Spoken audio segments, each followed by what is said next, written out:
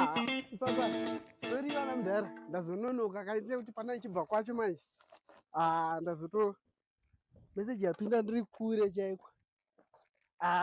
Gidza mumwe wangu zvekutoti ndatoti ndingatadzewo kuridza mana pamarooro anzi gidza, ndanzonzi gidza ari kuroora kana kuti apa hapana kana ari kuita kana act. Sori kuti maakuisirwa wakapamberi imamudhabeka. Ndikatoti rega ndimhanye ndinoita something. It's like gidza takakura tese kubva kudhara chaiko zvekuti ndingangoti ana mhomizi vanondipupurira saka ndatoti rega ndinoisiwo 1 or 2 songs ndingacho ndatodzinyora ndiri murodhi ndichiuya pacho ndichangosarudza kumakavhasi.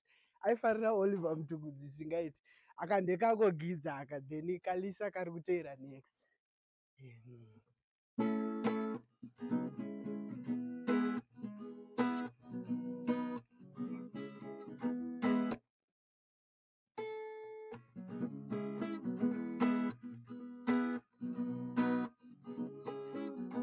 Cherechedza mwana sati waroora, cherechedza mwana zikana, cherechedza mwana uyu sati waroora, notambura.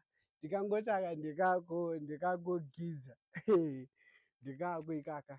Then kuna Lisa, Lisa ndikangoti ndakamuziva kubva kudhara, dhara stereki.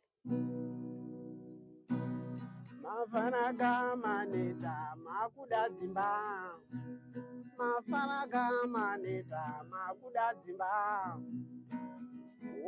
maneta makuda dzimba, tinyarewo liso,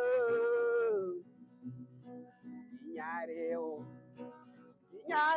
Lisa, tinyarewo ndozvipfumura.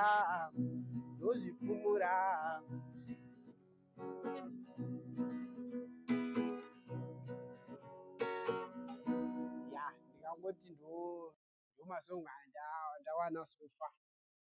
I think kumuchato ndokwandichazotoya nemasongs akawanda pamangoita zvekundijuma. Anyway, thanks Ana Teddy. Nditomhanyira